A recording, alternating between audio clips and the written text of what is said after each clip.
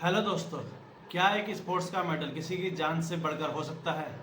अगर आपने मिर्ज़ापुर की स्वैग और पाताल लोक का डार्कनेस देख लिया है तो वेट कीजिए।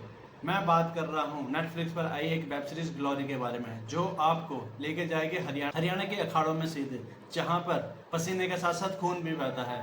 अगर ये वेब सीरीज आपके लेवल पे खरा उतरती है या नहीं, इसके बारे में हम आगे बात करते हैं। आप देख रहे हैं मूवी मित्रा, मेरा नाम है विनीत। रिव्यू होंगे नीट और मूवी को मिलेगा एक नया ट्रेड। चलिए शुरू करते हैं। तो कहानी का प्लॉट इस तरीके से है। हरियाणा का एक गांव है शक्तिगढ़, जहाँ के दंगल के दो स्टार, दंगल के दो भाई दिव्येंदु शर्मा पुलकित शर्मा वापस आते हैं। लेकिन वो वापस आते हैं उनकी बहन के साथ कुछ बुरा होता है, उसका बदला लेने के लिए। साथ के साथ ही एक बॉक्सर, उभरते हुए बॉक्सर की भी हत्या की जाती है।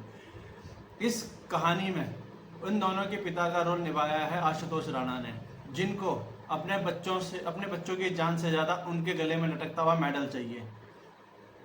कहानी जितनी आसान लग रही है उतनी आसान, जितनी इजी आपको लग रही है उतनी आसान है नहीं है, क्योंकि ये क्राइम मिस्टर थ्रिलर एक वेब सीरीज़ है जिसके अंदर राजनीति, क्राइम, स्पोर्ट्स, ड्रामा सब कुछ मिलेगा।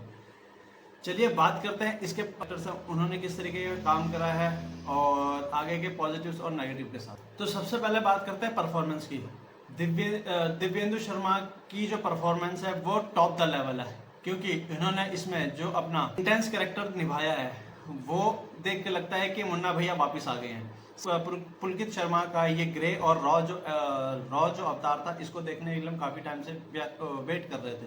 उन्होंने अपना ये जो किरदार है वो बहुत अच्छी तरीके से निभाया है। साथ के साथ आशुतोष राणा का जो ये करेक्टर है वो इस सिचुएशन में और इस सीरीज में इस तरीके से सूट करता है कि जैसे उन्होंने इस पूरी सीरीज को पी लिया। डायरेक्शन, और अगर हम डायरेक्शन की बात करें तो इनके डायरेक्टर भी वही हैं जिन्होंने मिर्ज़ापुर लिखी है, तो उनके डायरेक्शन की तो हम किसी तरीके से कोई कमी नहीं निकाल सकती। उनका जो डायरेक्शन है वो यहाँ पर बिल्कुल दिखता है, जैसे आप मिर्ज़ापुर को पसंद करते हो उसी तरीके से ये वेब सीरीज़ आपको दिखेगी। इसमें इन्होंने हरियाणा का जो एटमॉस्फेयर है वो अच्छी तरीके से दिखाया है, रॉ लुक दिखाया है बिल्कुल, जिस तरीके से हरियाणा के अंदर की जगहों पे दंगल, अखाड़े, इन सब चीज़ों को जितना मोटिवेट करता है, वहाँ के लोग इस चीज़ों के लिए कितना पागल होते हैं, वो सब कुछ इन्होंने बहुत अच्छी तरीके से इस वेब सीरीज में बहुत अच्छे तरीके से दिखाया है।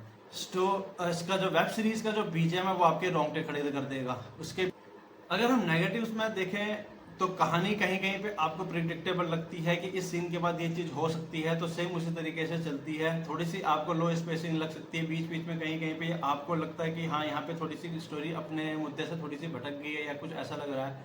हालांकि ये 7 एपिसोड की वेब सीरीज है जो आपके मुश्किल से मुश्किल आपके 5 घंटे लेगी, लेकिन एक बार अगर आप इसको देखने बैठ जाओगे तो इसमें आप बिना ख़त्म करे नहीं उठोगे। तो लास्ट में आपको ग्लोरी देखनी चाहिए कि नहीं चाहिए? ग्लोरी आपको देखनी चाहिए, मस्ट वॉच है। इसमें इंसान की सच्चाई आपको दिखाई गई कि इंसान जब अपनी ग्रीड पे आ जाता है, अपनी लालच पे आ जाता है कि आपको अगर किसी चीज़ का लालच है उसके लिए आप किसी का खून तक करने के लिए भी तैयार होते हैं। समाज की काला सच दिखाया गया है इस वेब सीरीज़ में। मेरी तरफ से इस वेब सीरीज़ को 5 में से 4 स्टार हैं। जाइए आप देखिए। छोटे बच्चों के लिए मना है क्योंकि इसमें बहुत सारी अब्यूजिव लैंग्वेज यूज़ करी गई है, तो इनसे थोड़ा सा दूर रखिए। कई जगह पे कुछ सीन्स ऐसे हैं जो आप फैमिली के साथ नहीं देख पाओगे, तो वो चीज़ आप अपनी तरफ से देख लेना। जाइए नेटफ्लिक्स पे ये वेब सीरीज़ देखिए, बहुत अच्छी है मेरी तरफ से। अगर आपको मेरा रिव्यू चैनल अच्छा लगा है तो प्लीज़ इसको सब्सक्राइब कीजिए, लाइक कीजिए, शेयर कीजिए, और अगर आपने ये वेब सीरीज़ देख लीजिए तो प्लीज़ कमेंट कीजिए। Thank you.